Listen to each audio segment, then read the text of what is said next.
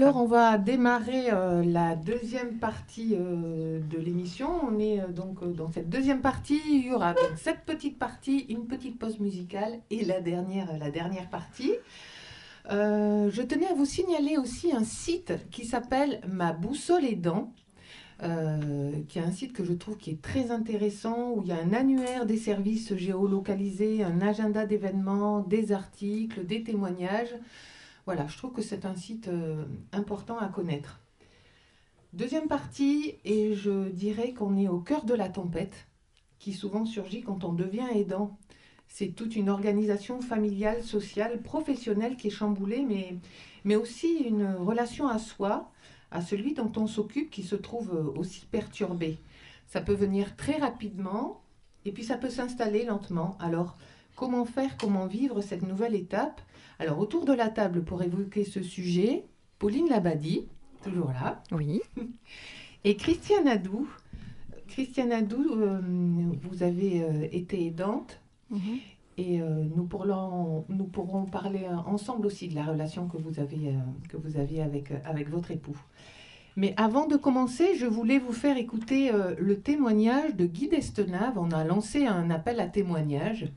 Et Guy habite la région parisienne. Il m'a contacté, il m'a dit voilà, je pense que ça peut intéresser votre émission en radio.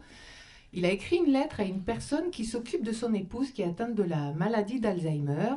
Et je dirais que la personne qui vient chez lui, c'est une tisseuse de liens parce qu'elle s'occupe à la fois de son épouse et puis elle y a redonné goût à la vie, je dirais, à ce monsieur. Je vous laisse écouter son témoignage. Moi, je le trouve en tout cas très émouvant.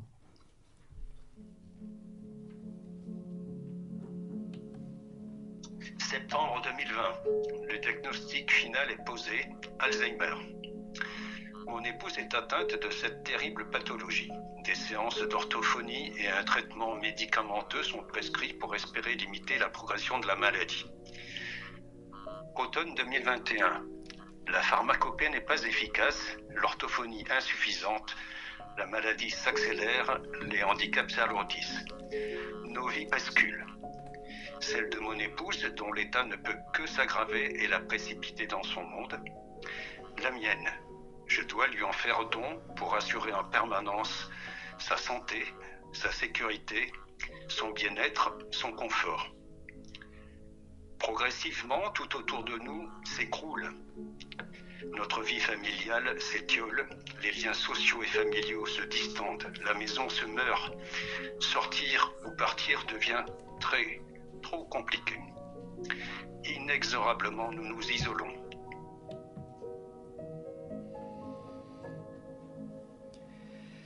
Pauline, je viens vers vous. On sent bien dans le témoignage de Guy qu'il y a quelque chose qui se délite avec l'avancement de la maladie de son épouse. Est-ce que l'isolement et la relation aux autres est une conséquence inévitable dans l'aidance et pourquoi c'est souvent la première difficulté? Alors c'est quelque chose que l'on voit qui se met en place, mais qui n'est pas forcément là d'emblée, dès le départ, dès les premiers troubles. Moi, je voulais revenir sur la notion d'aidant déjà. En fait, ce qui change dans la relation, c'est cette notion d'aidance qui va apparaître. C'est-à-dire c'est l'aidant qui va devoir s'adapter à son proche et non pas à l'inverse. S'adapter en permanence, devoir se réajuster à chaque nouvel événement qui va apparaître pour gérer les réactions, les pertes progressives, c'est ce que décrit bien ce monsieur dans son témoignage. Mais il y a dans cette relation, c'est pas que le lien duel d'une personne face à une autre, c'est surtout, comme vous disiez, la modification des rôles dans la famille. C'est-à-dire que la maladie d'Alzheimer, elle va affecter tout l'environnement familial au sens large. Le retentissement, il va vraiment se faire sur la famille dans toute son intégralité. Voilà, souvent, on va oublier, on va se concentrer que sur l'aidant dit principal. Mais c'est toute la famille, en fait, qui va être déséquilibrée, perturbée. L'aidant, en fait, il va y avoir une désignation de l'aidant. C'est-à-dire, soit, effectivement, souvent, c'est la famille elle-même qui va désigner une des personnes, un des membres de la famille. La plus proche, la plus disponible en voilà, général. souvent, c'est ça. C'est la fille qui n'est pas partie quartier, qui habite à proximité. Je dis la fille parce que faut savoir que dans les statistiques, c'est souvent l'enfant, et notamment les filles aînées, qui sont principalement les aidants de leurs proches parents. Ou alors la personne parfois va s'auto-désigner elle-même en tant qu'aidant principal pour justement protéger, j'allais dire, le reste de la famille. Donc c'est pas une position si anodine que ça. Et donc les places au sein de cette famille vont se réajuster. Par exemple, un père, vous voyez, qui prenait toutes les décisions familiales au sein de la famille, si ce père devient malade, voilà, comment va se réorganiser la famille et qui va prendre les décisions.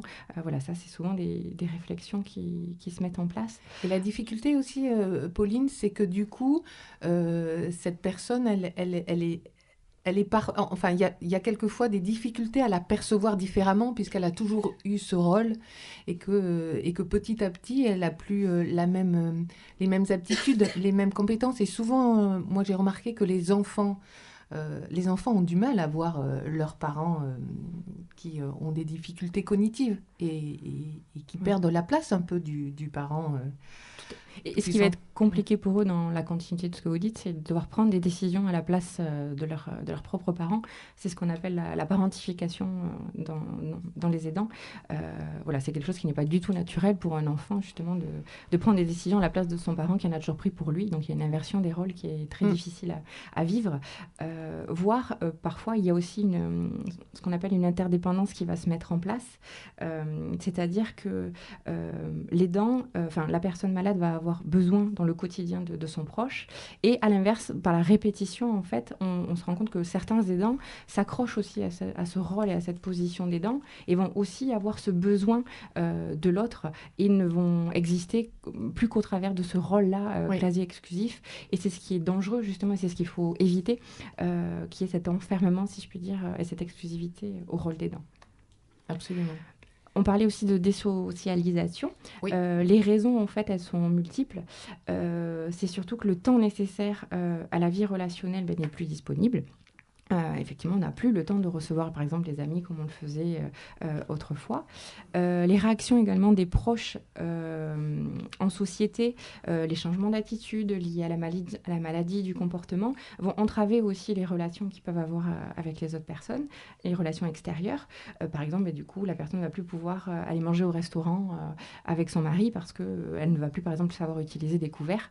Voilà, donc ça, c'est un des éléments qui va isoler. Certaines personnes également, des amis, des membres de la famille, peuvent s'éloigner, prendre la distance devant le sentiment de peur que la maladie peut représenter. C'est comme s'il y avait une peur, la contagion, c'est-à-dire le fait de se fréquenter. On ne sait jamais si jamais moi aussi j'allais attraper cette maladie. Oui, voilà, et puis, alors excusez-moi de vous couper, Pauline. Et du coup, moi, les retours que j'ai entendus, c'est aussi de dire, mais qu'est-ce que je peux lui dire, comment je fais, je ne sais pas quoi faire. C'est ça. La peur de dire quelque chose qu'il ne faudrait pas, d'avoir un comportement qui serait pas inadapté. Voilà. Et du coup, effectivement, les gens, plutôt que de mal faire, ne font pas et s'éloignent du coup. Et ça, c'est un retour des aidants qui revient très fréquemment, souvent. Effectivement. Alors que souvent, justement, pour pallier à ça, il suffit que les aidants parlent d'eux-mêmes, en fait, de leurs propres difficultés et disent aussi qu'il n'y a pas de méthode préétablie, en fait, et qu'il suffit juste qu'ils continuent à être eux-mêmes et qu'ils ont le droit de faire des erreurs et de dire des choses peut-être et il faut faire confiance aussi à la personne aidée, c'est-à-dire qu'elle-même elle va réagir en fait et que si ça ne convient pas à ce que la personne va dire, voilà, ils vont réagir et dans ce cas on sait que c'était peut-être pas approprié. Et c'est ça qui permet de s'ajuster et justement d'être confronté à la réalité de la maladie aussi. Et dans la désocialisation aussi, c'est voilà, le fait aussi que les préoccupations de l'aidant petit à petit vont s'éloigner en fait progressivement de celles de son entourage amical et familial, c'est-à-dire ils ne sont plus les mêmes avec la maladie de leurs proches, donc leurs centres d'intérêt, leurs préoccupations ne sont plus les mêmes. Donc par exemple quelqu'un qui participait avant au club de pêche, tellement il est pris par l'occupation, l'accompagnement de son épouse, évidemment il n'a plus le temps d'aller à la pêche et il n'a plus d'intérêt pour la pêche. Alors du coup rencontrer les copains de pêche, c'est plus possible parce que je ne vais pas leur parler de quelque chose que je ne fais plus. Et du coup, la personne va complètement se mettre à l'écart des amitiés qu'il va avoir au club de pêche et perdre ce contact-là. Oui, les points communs s'effilochent en fait. C'est ça.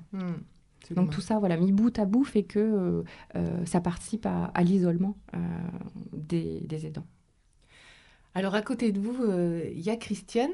Christiane, moi je suis très heureuse aussi que vous soyez là aujourd'hui parce que vous avez accompagné votre mari.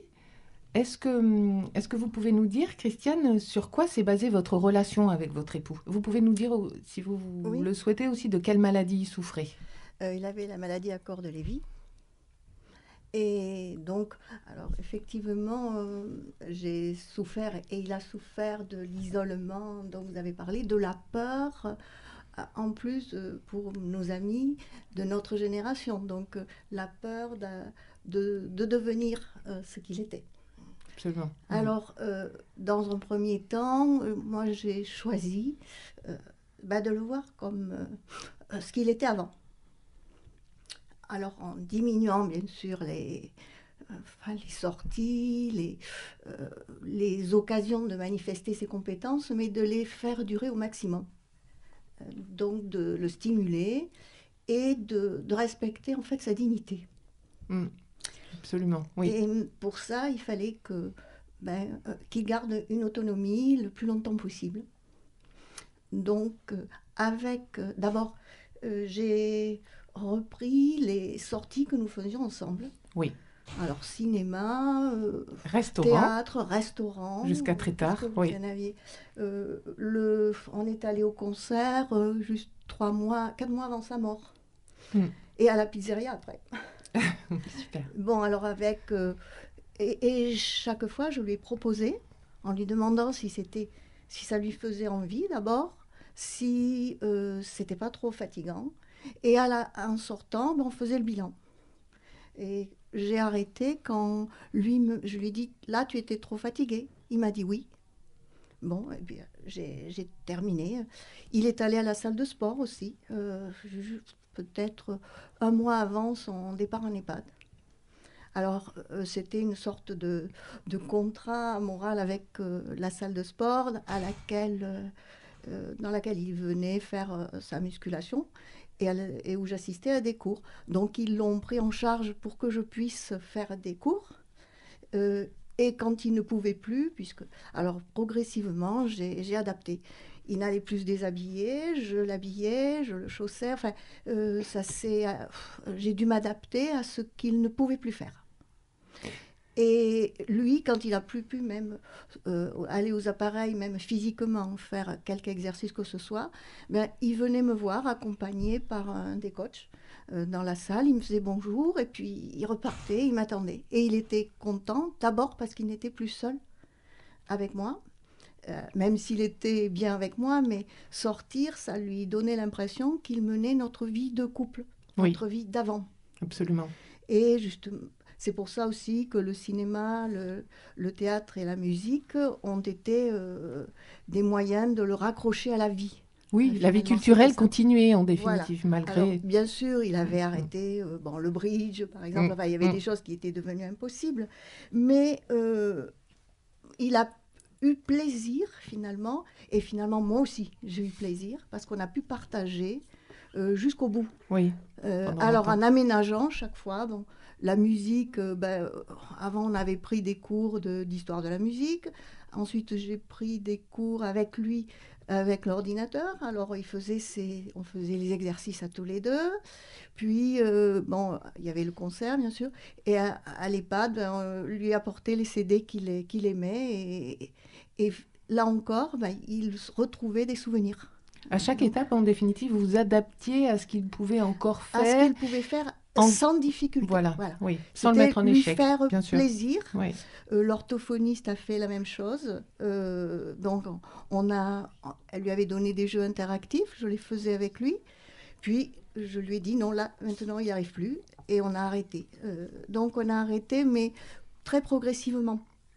Et je pense que pour lui, ça a été un moyen d'accepter aussi sa maladie. Oui, le fait de pouvoir quand même continuer à partager des choses avec vous. Oui, c'est ça. Et il y a quelque chose aussi qui me paraît fondamental et que vous m'avez témoigné, Christiane, c'est que à chaque fois que vous lui proposiez quelque chose, même s'il n'était pas toujours en capacité de répondre ou en tout cas visiblement de pouvoir le constater, vous lui demandiez son consentement. Oui. Justement, vous avez parlé de la prise de décision. bien sûr, j'ai eu à prendre toutes les décisions, mais jamais je ne lui ai dit je vais faire ça. Surtout qu'il était assez autoritaire, donc eh bien je lui proposais. Et après je lui disais tu es d'accord? Et il me disait finalement oui oui tu gères bien, je te fais confiance. Donc ça n'a pas été une trop grosse souffrance pour lui que de perdre la possibilité de décider. Il y a vu plutôt un confort. Ça l'a rassuré puisque je le faisais. Et pour les gens, bien, on a vu seulement les gens qui n'étaient pas effrayés par sa présence, souvent parce qu'ils avaient eu des parents atteints, soit d'Alzheimer, Oui. soit d'une maladie neurodégénérative qui Oui, les avait confrontés à la maladie.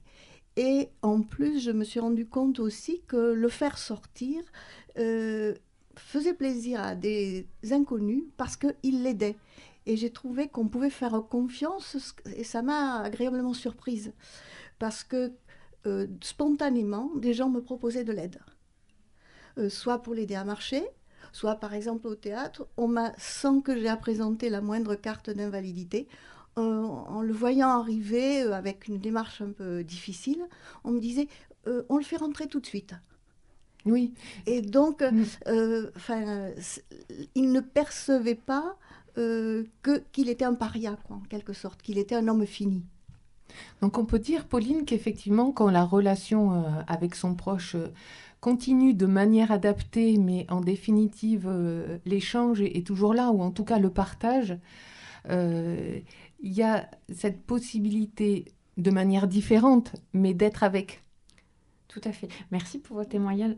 Je trouve que vous illustrez vraiment bien le but en fait de l'accompagnement, c'est-à-dire de garder un lien de qualité avec son proche le plus longtemps possible. Et je trouve que dans ce que vous décrivez, on perçoit vraiment ça. Et la notion aussi de faire avec plutôt que de faire à leur place, parce que c'est une tendance effectivement que certains aidants peuvent avoir et qui se travaille justement. Voilà, la notion d'arriver à faire avec, et quand vous dites effectivement, je lui posais la question, voilà, ça venait de lui, il était impliqué, voilà, et ça c'est important, et merci de cette illustration, je trouve, et que justement ce que vous décrivez, alors il y a des difficultés évidemment qui apparaissent dans la relation à différents niveaux dont vous nous avez parlé.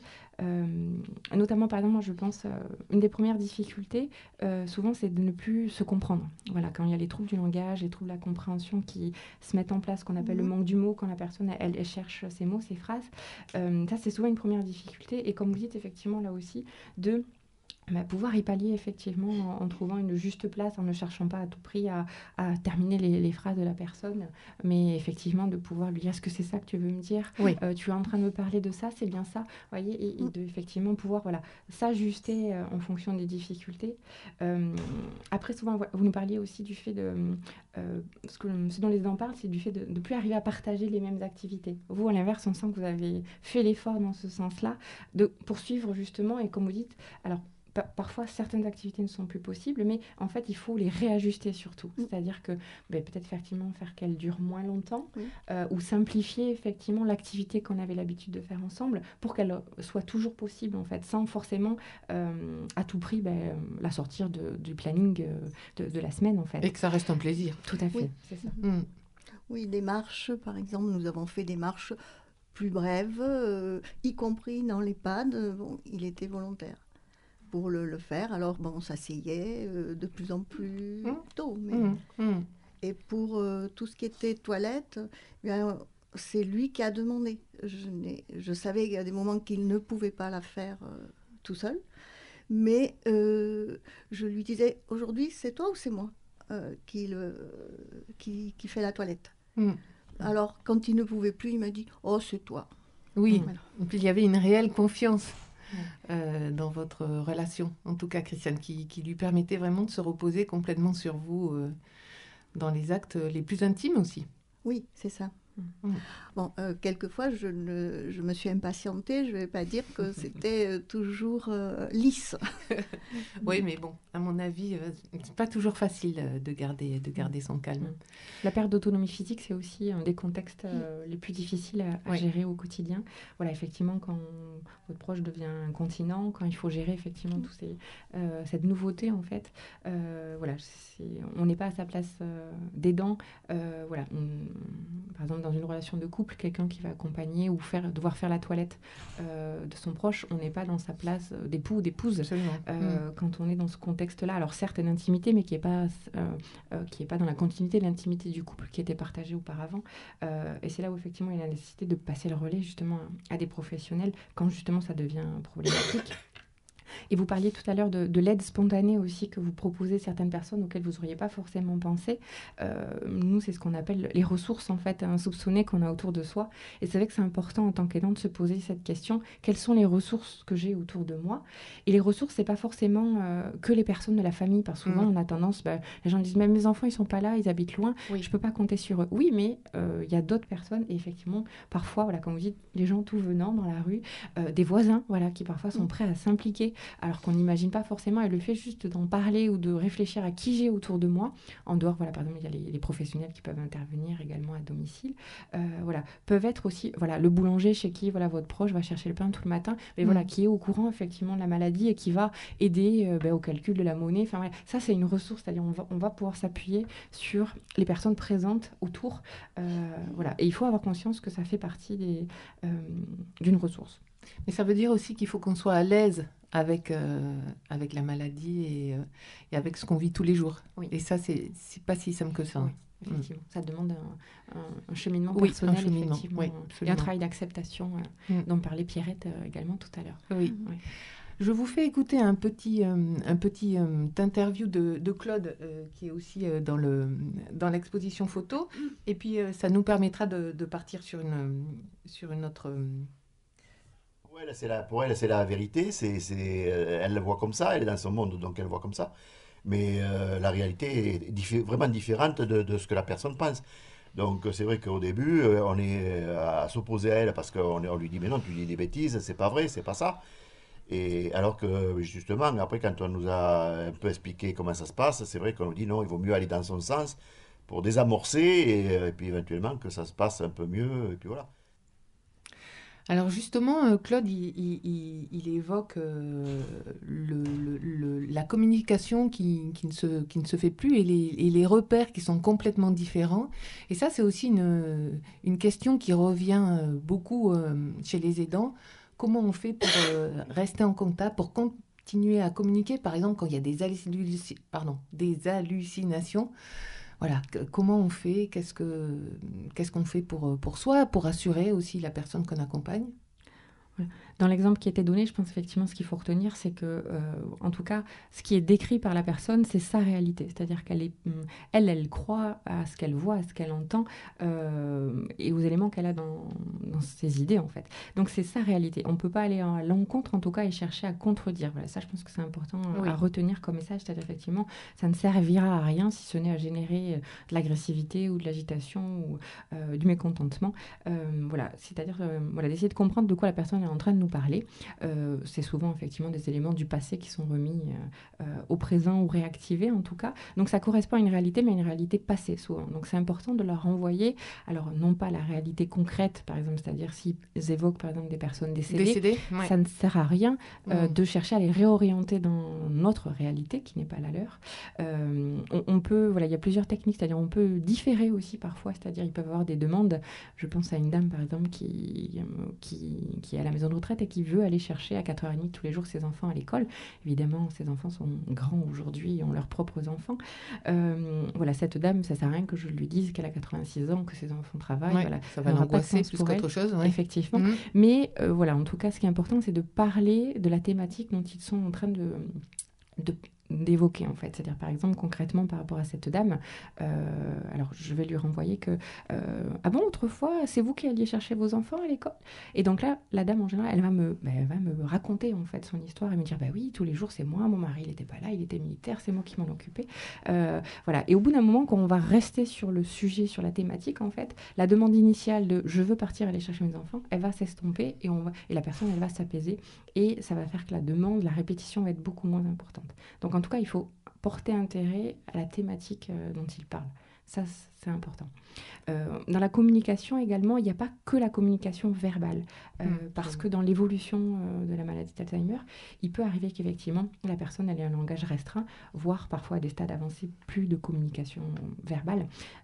Dans notre société, on a tendance à exclusivement se concentrer sur cette communication verbale. Or, il n'y a pas du tout que celle-là. Communiquer, ce n'est pas que se parler. Et en fait, ce qu'il faut, dans la relation avec son proche, ce qu'il faut arriver à développer, c'est d'autres formes de communication. Et entre autres de communication non verbale également. Alors, on est plus ou moins à l'aise, j'allais dire, dans cette façon de communiquer. En fait, souvent, on dit c'est la personne qui va plus savoir communiquer. En fait, c'est pas du tout ça. C'est-à-dire, c'est nous qui ne savons plus comment communiquer avec elle. Mais elle communique toujours, que ce soit, même s'il n'y a plus de mots, il va y avoir un regard, il va y avoir des mimiques au niveau du visage, la posture physique. Voilà, il va y avoir plein d'autres façons d'exprimer. La réaction émotionnelle. Tout à fait. Mais il va falloir être sensible, en fait, à tous ces autres signes. Mais c'est pas inné, effectivement. Et donc ça, c'est là aussi dans l'expérience des aidants où on apprend à être sensible à tous ces éléments-là, à la tonalité de la voix. Et là aussi, à renvoyer, en fait, ce qu'on comprend de leur communication. Et comme vous disiez, l'important c'est surtout de rester en relation et de maintenir cet échange, tenir la main de quelqu'un, la regarder dans les yeux. Alors même si eux ils peuvent plus parler, nous on peut continuer à leur parler, c'est aussi important. Il ne faut pas que ce soit dans un miroir. Caresser le bras de quelqu'un, parler à voix basse. L'important c'est d'être là ensemble, et ce qui va être partagé dans l'ici et maintenant. L'avant, l'après, ça n'a plus aucun sens pour eux, en lien avec leurs troubles de l'orientation temporelle. Mais par contre, ce qui est important d'avoir en tête, c'est la mémoire émotionnelle, elle est préservée avec ce type de pathologie. Et c'est l'émotion en fait partagée ensemble qui va perdurer et non pas ce qu'on va se dire, qui lui sera oublié. Donc ça veut bien dire qu'il faut, c'est comme si en définitive on mettait un focus au-delà de la parole. Tout à fait. Oui, c'est ça. D'accord. Mais justement, je pense que juste dans la dernière partie de l'émission, Isabelle, elle va nous en parler tout à l'heure parce qu'elle intervient aussi à l'espace et il me semble bien que c'est de ça dont il s'agit. Pauline, vous aviez d'autres choses à rajouter dans la relation avec ses proches, avec... Peut-être que quand on devient aidant, juste pour conclure, et Christiane, vous pourrez peut-être valider ça, ou pas d'ailleurs, quand on devient aidant, on devient aussi quelqu'un d'autre? Oui. Ce que me disent les aidants, c'est que dans cette... nouveau rôle d'aidant, ils se sont découverts en fait et qu'ils ont développé plein de capacités qu'ils pensaient ne pas avoir. Notamment, j'entends souvent parler de patience, et également d'autres compétences. Je pense à certains messieurs qui, par exemple, n'avaient pas l'habitude de gérer la maison et qui, du coup, par défaillance de leur épouse, ont pris ce relais et sont plutôt fiers aujourd'hui de pouvoir gérer un quotidien, gérer une maison. Donc la relation aussi apporte aussi beaucoup et fait développer des compétences, on met en avant plutôt des compétences et des capacités que chacun a, mais qui sont mis en avant. Qui sont dévoilées en définitive. Au travers de cette expérience-là. Merci Pauline. Christiane? Oui, c'est tout à fait ce que j'ai ressenti, moi. Il y a eu un enrichissement, finalement.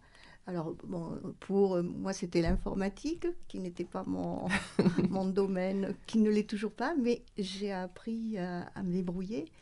Et puis aussi à voir que justement la communication, elle était différente, mais qu'elle existait toujours. Et que de le protéger devenait aussi protecteur. Mon mari, quand il sentait que j'étais anxieuse, il me prenait la main, il mettait sa main sur moi, il me disait « Viens ».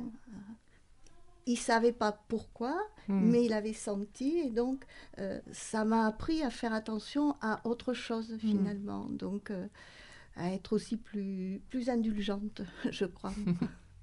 Une présence à l'autre différente, Oui, en tout cas. c'est ça que je voulais dire. D'accord. Merci à toutes les deux. Merci. On va faire une toute petite pause pour Changement Plateau pour vraiment la dernière partie. Encore merci à toutes les deux. Et puis, à de suite. Comme d'habitude, petite pause musicale. C'est laquelle?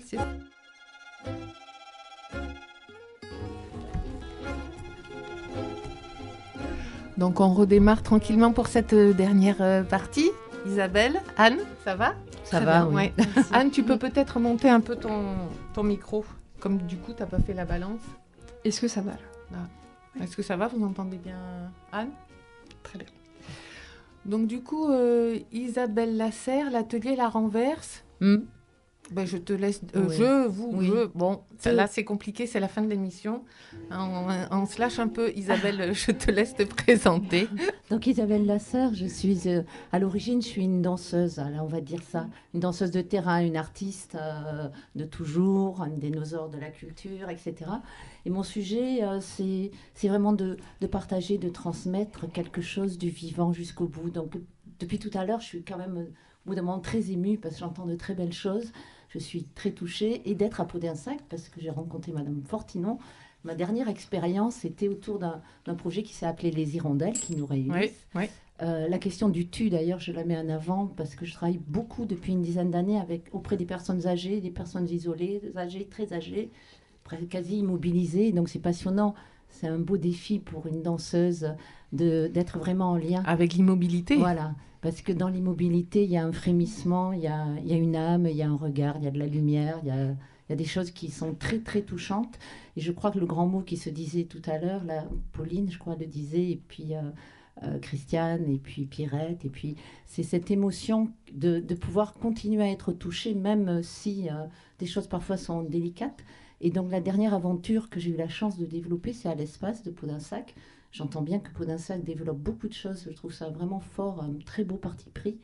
Et en fait, avec la Covid, je suis arrivée bloquée, ne pouvant pas intervenir dans des lieux. Donc j'ai inventé un personnage qui est venu à moi, que je n'avais jamais imaginé pouvoir générer, Supernova. Et j'ai eu la chance de pouvoir intervenir pendant une résidence d'immersion à l'espace, avec un accueil formidable. Et Supernova, c'est une déambulation poétique qui va glaner comme ça les personnes aussi bien isolées dans leur chambre, parce qu'il y en a qui n'osent pas sortir de leur chambre, dans les services où ils sont les UHR ou quoi, enfin plein de choses. Pour moi, les personnes, c'est vraiment la rencontre, quoi. Je rencontre des personnes, puisque je suis une artiste du mouvement, la parole c'était moins immédiat à l'origine de ma vie, donc des fois je suis très proche. Ce qui me touche, c'est l'instant présent, et je suis très proche du sensible, du regard, du souffle. Comment je vais apprivoiser pour me rapprocher, pour permettre à cette personne de retrouver son espace intérieur et son expression. Et donc, Supernova s'est promené pendant 2 jours dans l'espace, et ensuite, dans tous ces espaces d'ailleurs. Et ensuite, j'ai fait une proposition, parce que c'est ça qui est le cœur de ma vie, c'est de créer des collectifs où les gens reviennent, quoi. Ils trouvent une place, se sentent invités à être comme ils sont, avec des possibilités de retoucher, de doser, de tracer, de laisser des mots, d'être à côté de quelqu'un comme ça, tout ça. Ah, c'est quoi? Et qu'est-ce que c'est? Et c'est qui cette dame-là?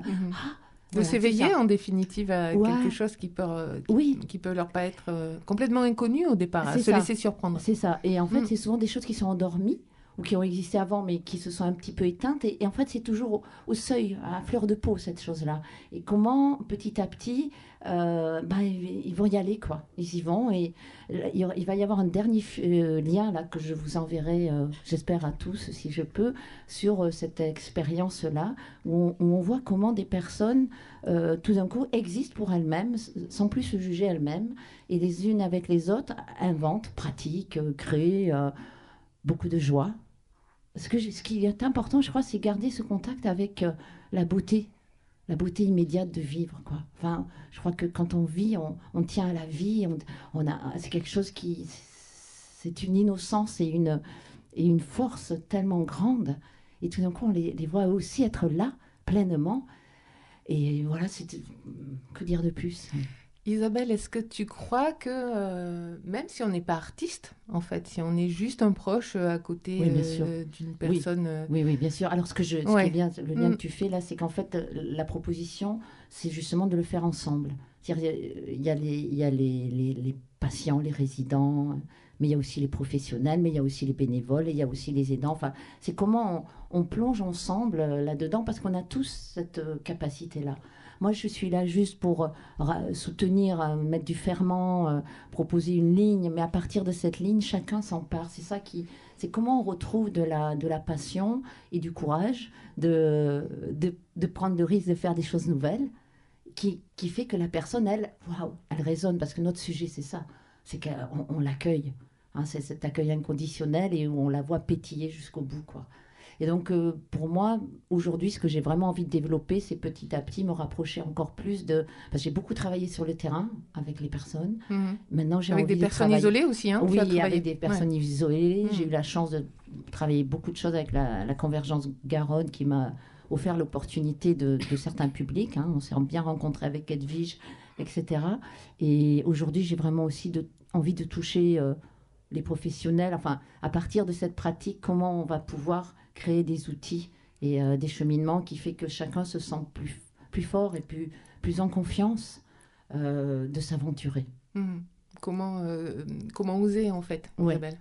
Oui, parce que ce qui est à apprivoiser en soi, c'est déjà tomber ses propres peurs, tomber ses propres inhibitions, mais les tomber non pas pour les renier, pas pour faire, mais pour en prendre conscience, dédramatiser. J'étais beaucoup touchée par plein de mots ici, et sentir en soi que de toute façon, il y a une part d'étranger ou d'étrangeté ou d'handicap en nous, chacun. Donc si on commence à relativiser, à sentir en quoi on est, dans la manière dont je regarde l'autre, il y a une part de moi voilà, qui m'attire ou qui m'effraie.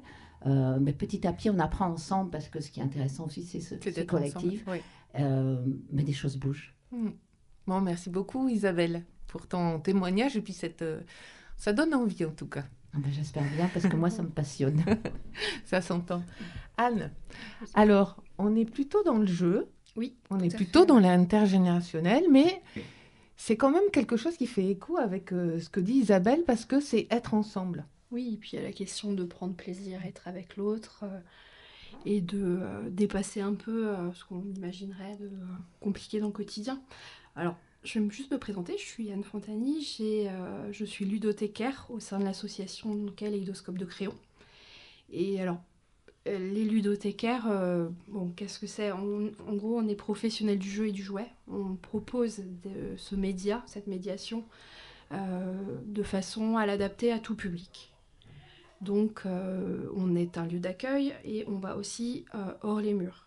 Par exemple, j'interviens en école, en collège, et plus précisément, j'interviens parfois en EHPAD, en résidence autonomie, et au sein des cafés mémoire et à la halte relais par le biais de France Alzheimer sur l'antenne de Libourne.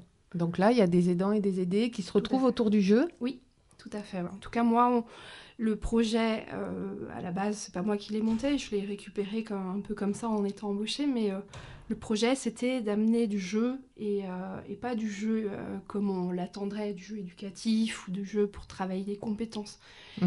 En tout cas, nous, ce qu'on prône en tant que ludothécaire, c'est de proposer du jeu qui réinstaure du plaisir dans la relation, parce que finalement, le jeu, c'est un prétexte à être avec l'autre. Bien sûr. Et quand on joue, la relation, elle se modifie au moins le temps du jeu, et c'est... Il y a de la surprise aussi, du coup. Oui, forcément. Alors ça, je pourrais parler de quelques expériences de personnes qui pouvaient être un peu réfractaires à l'idée du jeu, en tout cas en dehors du jeu qu'on pourrait imaginer. Oui, infantilisant peut-être. Oui, ou avec des attentes derrière. Ah oui, absolument. Parce que, finalement, c'est ça la posture que j'essaye en tout cas d'adopter et de présenter. C'est que quand on est dans l'attente d'un résultat par le biais du jeu, quand on travaille la mémoire, quand on travaille la logique, qu'en tout cas on amène le jeu pour ça, on prend le risque d'être frustré. Et puis finalement, c'est la question du plaisir dans ce jeu qui induit une révélation de compétences, qu'elles soient sociales, affectives, motrices. Donc c'est vraiment cette idée que je veux véhiculer. Alors du coup, quand on a discuté ensemble de ton métier de ludothécaire et que tu me racontais un peu quand tu allais dans les EHPAD, tu me disais, j'amène des fois des poupées et il y a quelque chose de magique qui se passe. Et oui, ouais. Alors, qu'est-ce qui se passe, Anne, quand tu amènes des poupées ? Alors, il faut... en gros, j'interviens en EHPAD une fois par mois. On est sur un instant intergénérationnel, c'est-à-dire que je viens avec mon matériel, plusieurs types de jeux, j'installe un espace de jeu et des assistantes maternelles viennent avec les enfants qu'elles gardent. Donc on est avec un public d'enfants de 0 à 3 ans. Et l'idée, c'est de créer de l'interaction entre les personnes qui résident au sein de l'EHPAD avec ces enfants. Donc finalement, 0-3 ans, le jeu qui est le plus présent, c'est le jeu symbolique. Alors on pourrait se demander qu'est-ce que c'est que cette idée d'amener des poupées pour des aînés, pour des personnes plus âgées. Et finalement, c'est vraiment un support que je trouve assez incroyable parce que le lien, il se crée très facilement. Je pense que ça fait une réminiscence de rappel au passé, par le biais de, quand on a une poupée dans les bras, ça rappelle quelque chose de la maternance. Et souvent, je pourrais proposer du jeu de règles, du jeu de société, mais il y a une telle spontanéité dans le jeu symbolique qu'il faut oser en fait, faut essayer d'y aller sur ce terrain-là. Alors on propose aussi d'autres types de jeux, du jeu de construction, du jeu sensorimoteur. Là on est sur des compétences plus sensorielles, plus créatives et donc plus valorisantes. Mais en tout cas, dans cet instant intergénérationnel, c'est surtout l'interaction autour du support. Du jouet, Mais je te parlais des poupées, Anne, c'est parce que du coup, j'ai lu un article il n'y a pas très longtemps et qu'il appelle ça la doll-thérapie. Ça apaise. Et les personnes qui souffrent de la maladie d'Alzheimer, ça leur permet aussi de se poser, que ça soit oui, contenant. tout à fait. Alors, il y a des études maintenant sur cette pratique. Alors, c'est une pratique thérapeutique. Je ne prétends pas du tout être thérapeute. En tout cas, j'essaye de m'en inspirer parce qu'en effet, les études démontrent que le temps du jeu, il y a un apaisement par rapport au trouble du comportement des personnes qui sont malades d'Alzheimer. Que ce soit la déambulation, l'agitation, en tout cas, ça s'apaise le temps du jeu. Et c'est aussi pour ça que j'aimerais développer cette expérience. Ouais. Et du coup, rebondissement, Anne, est-ce que tu veux faire une petite annonce ? Là, on est tout à la fin de l'émission, donc du coup, waouh, on est parti. Vas-y, parce qu'il y a quelque chose qui se passe en ce moment. En ce moment, on a présenté un projet pour le budget participatif, l'association Kaléidoscope. En tout cas, ça me concerne au niveau de mon poste. J'aimerais développer les actions, pousser les portes des institutions, des services d'aide à domicile, d'amener du jeu et en tout cas d'amener de la réflexion autour de ce support que je trouve assez formidable dans la relation aidant-aidé. Et du coup, notre projet, ça serait pour faciliter les interventions.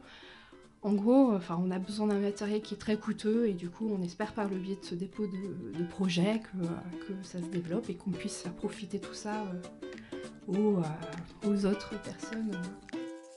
Il est temps de terminer l'émission, une première émission, ouf, tout s'est bien passé. Je remercie chaleureusement tous les invités. Merci d'avoir transmis, merci de donner envie et merci de vous impliquer chaque jour.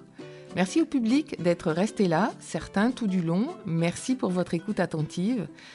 Merci bien sûr à la communauté de communes Convergence Garonne, enthousiaste à être partenaire de cette initiative qu'on a appelée les ondes positives, puisqu'il y a eu, suite à l'émission dans la soirée, un ciné-débat proposé au Cinélux de Cadillac avec le film Floride. Des merci, j'en ai encore en pagaille. Merci beaucoup aux participants du Bartage qui ont été présents sur le plateau. Merci beaucoup pour vos témoignages. Merci aussi à vous d'avoir été dans l'exposition sonore et photographique ce jour-là.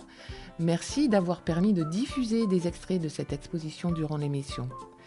Merci beaucoup à Edwige Castin du pôle d'accompagnement citoyen, toujours impliquée et convaincue de la cause des aidants sur le territoire.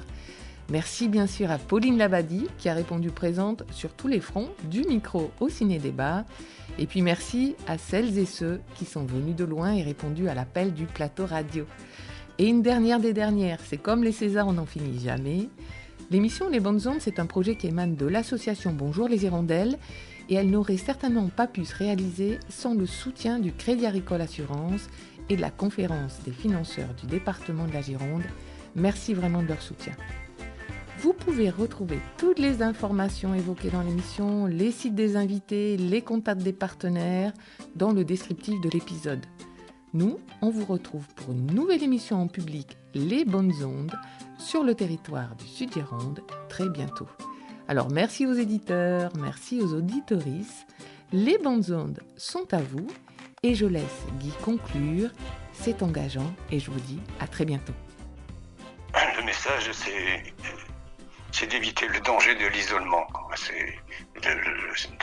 Il ne faut pas se refermer sur soi-même. Il faut rechercher des aides à travers la famille, si on en a cette possibilité, à travers des amis, et partager. Il ne faut pas masquer les problèmes que l'on vit. Il faut les partager avec des personnes en qui on a vraiment confiance et qui peuvent comprendre et qui peuvent aider aussi. Moi, j'ai des amis qui viennent de temps en temps garder Michel 2 heures, le temps que j'aille faire un tour en vélo, par exemple. Il faut pas avoir honte de la maladie.